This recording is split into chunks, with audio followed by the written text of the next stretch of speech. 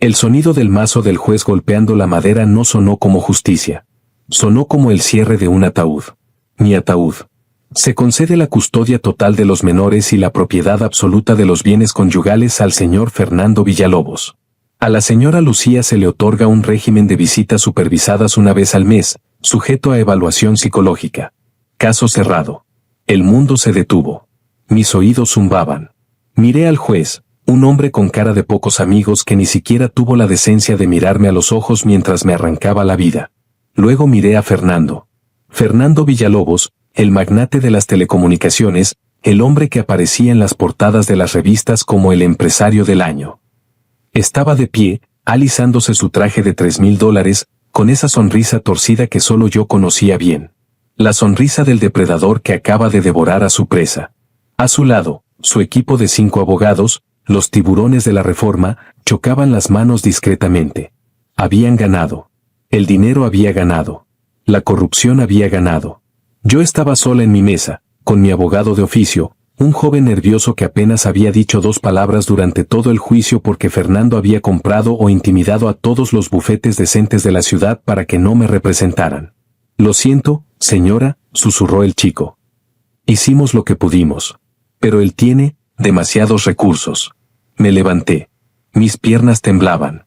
Sentía un vacío en el estómago tan grande que pensé que me desmayaría ahí mismo. Quiero ver a mis hijos, dije, con la voz rota. Fernando se acercó. Olía a su colonia cara y a Victoria. Se inclinó hacia mi oído, invadiendo mi espacio personal. No los vas a ver, Lucía, susurró. Los voy a mandar a un internado en Suiza mañana mismo. Lejos de ti. Lejos de tu mediocridad. Y sobre la pensión, mis abogados se aseguraron de que no te toque ni un centavo.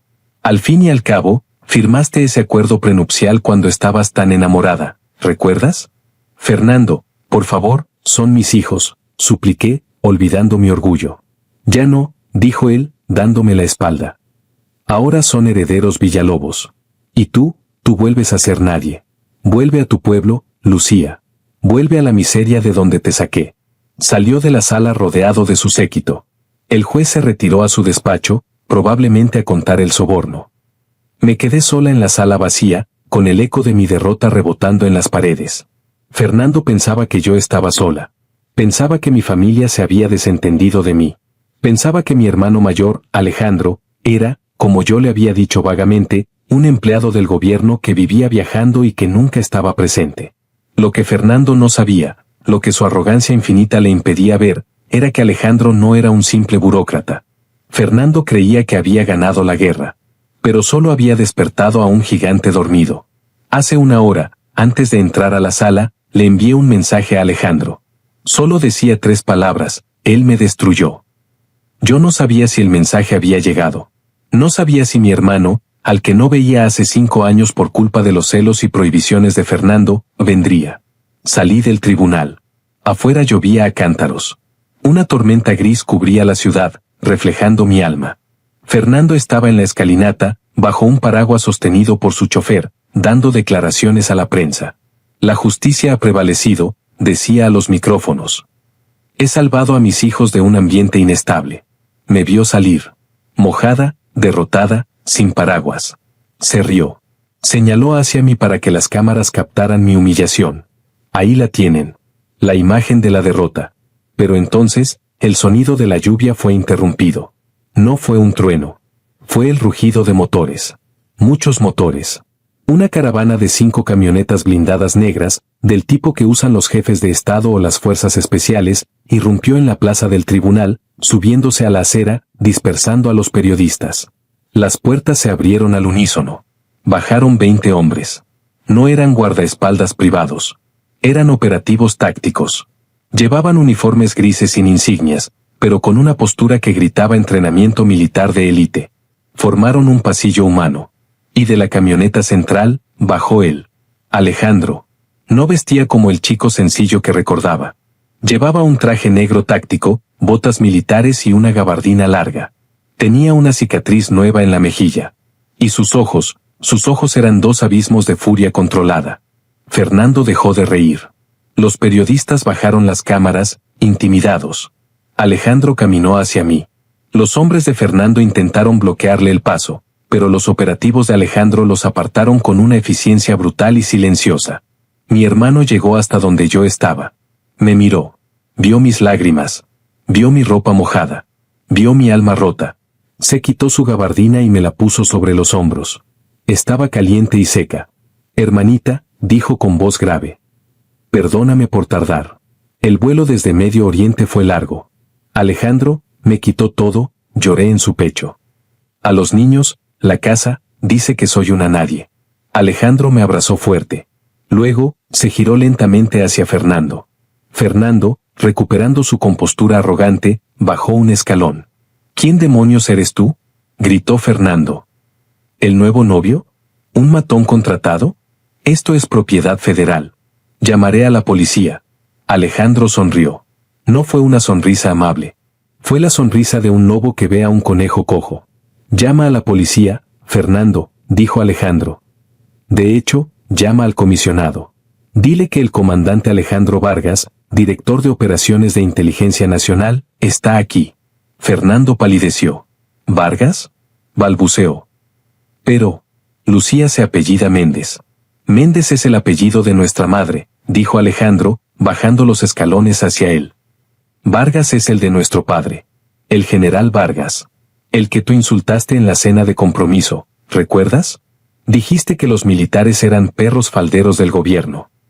Alejandro se detuvo a 1 metro de Fernando. Fernando Villalobos. Acabas de ganar un juicio corrupto. Felicidades. Disfrútalo. Porque te prometo que esa sentencia será el último documento legal que tendrás a tu favor en esta vida. ¿Me estás amenazando? Fernando intentó sonar valiente, pero su voz temblaba. Soy un hombre poderoso. Tengo dinero. Tengo jueces en mi nómina. Tú tienes dinero, dijo Alejandro. Yo tengo información. Y tengo poder. El tipo de poder que no se compra con cheques, Fernando. El tipo de poder que hace que la gente como tú desaparezca de los registros. Alejandro se giró hacia sus hombres. Lleven a mi hermana a la camioneta segura. Y contacten al equipo financiero. Quiero ejecutar la operación Caída Libre.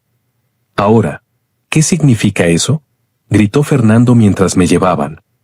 No pueden hacerme nada. Soy intocable. Alejandro se detuvo antes de subir al vehículo. Miró a Fernando una última vez. En 1 hora, Fernando, desearás no haber ganado ese juicio. En 1 hora, desearás haberme devuelto a mi hermana con una disculpa. Nos vemos en el almuerzo. Sé que vas a celebrar al restaurante Le Ciel. Yo invito. Subimos a las camionetas. La caravana arrancó, dejando a Fernando bajo la lluvia, confundido pero aún aferrado a su arrogancia, pensando que solo eran amenazas vacías. No sabía que su reloj de arena acababa de romperse. Antes de contarte cómo Alejandro desmanteló la vida de Fernando pieza por pieza en menos de 60 minutos, necesito pedirte un favor. Si estás en contra de la corrupción y crees que la familia es lo único por lo que vale la pena quemar el mundo, dale un fuerte me gusta a este video ahora mismo. Suscríbete al canal y activa la campanita. Lo que va a pasar en el restaurante te dejará aplaudiendo de pie. Créeme, la justicia divina a veces llega en camionetas blindadas. La hora del juicio, el verdadero. Dentro de la camioneta, Alejandro me sirvió un té caliente de un termo. Tenía una oficina móvil instalada en la parte trasera. Pantallas, teléfonos satelitales, mapas.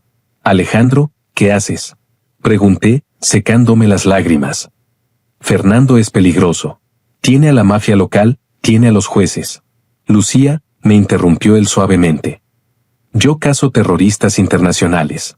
Yo desmantelo redes de trata de personas. Un empresario corrupto de ciudad no es un rival. Es un aperitivo. Alejandro tocó una pantalla. Equipo Alfa, reporte. Una voz metálica respondió, señor director. Hemos accedido a los servidores de Villalobos Telecom.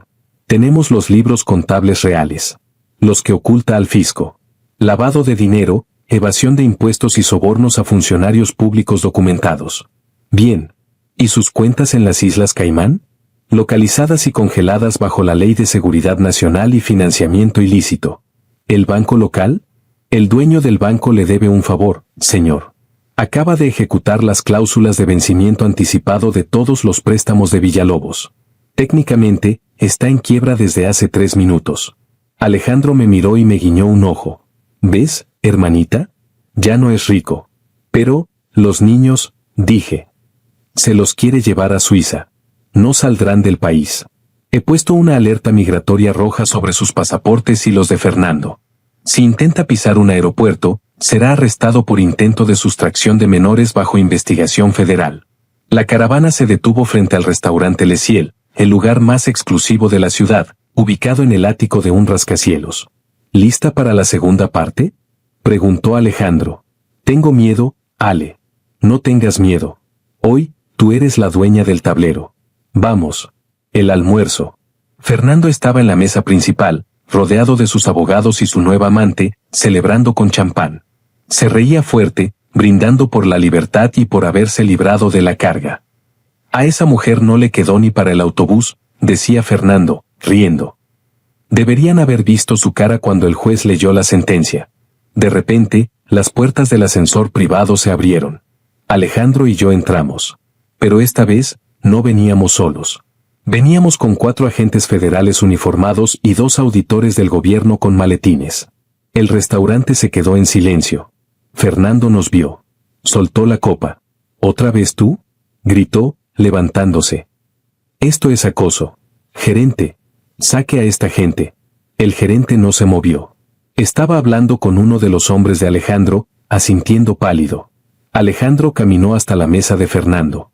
Tomó una silla vacía, la giró y se sentó a horcajadas, mirando a Fernando a los ojos. Te dije que nos veríamos en el almuerzo, Fernando.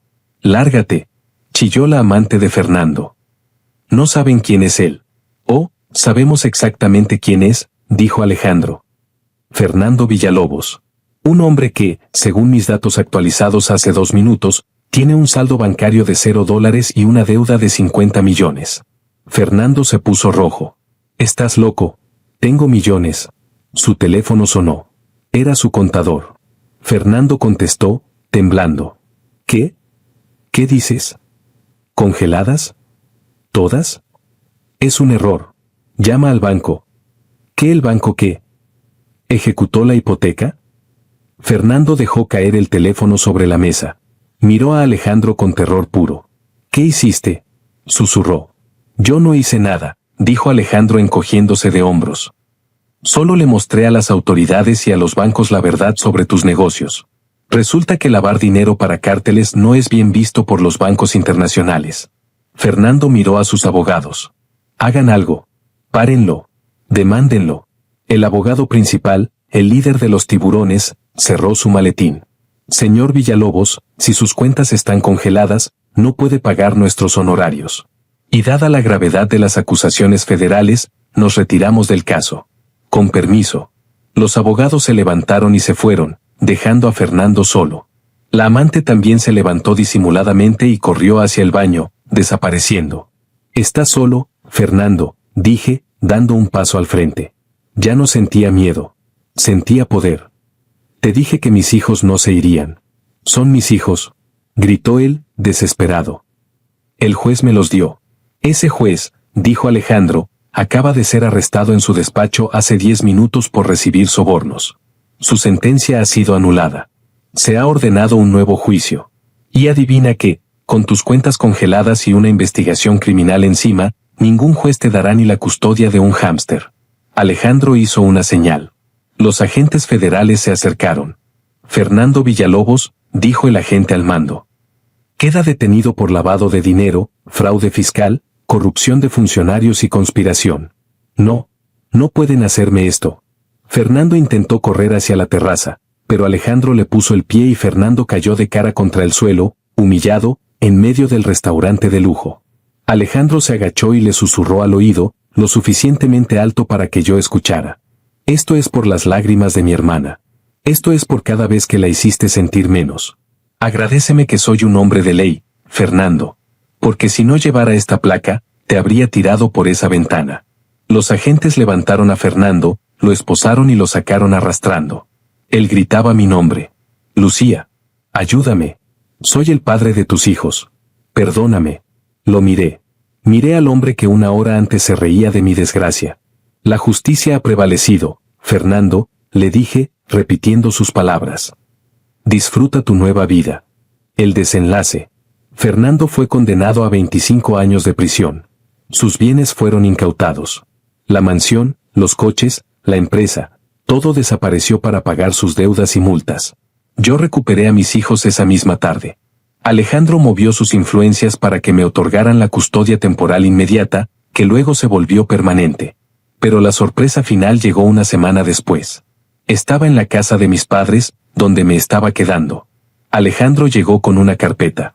«Tengo un regalo para ti, Lucía», dijo. Abrí la carpeta. Eran las escrituras de una casa. No la mansión de Fernando, sino una casa hermosa, luminosa, cerca de la playa, a mi nombre. Y un documento de constitución de una empresa. «¿Qué es esto?», pregunté. «Telecomunicaciones Fénix», dijo Alejandro. Compré los activos lícitos de la empresa de Fernando en la subasta del gobierno. La limpié. Y la puse a tu nombre. Tú conocías ese negocio mejor que él. Tú le hacías los números. Ahora es tuya. Lloré. No de tristeza, sino de gratitud. No sé cómo pagarte esto, hermano. Ya me pagaste, dijo él, besándome la frente. Sobreviviste. Y recuperaste tu sonrisa. Hoy, dirijo mi propia empresa. Mis hijos crecen felices, lejos de la toxicidad de su padre.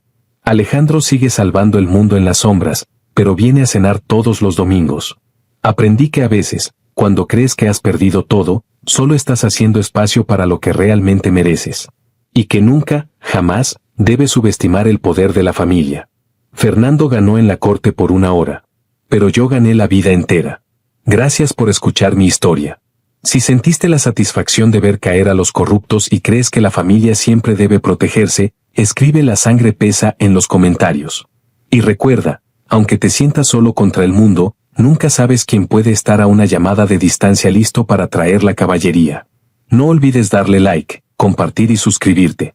Nos vemos en la próxima historia de justicia y poder.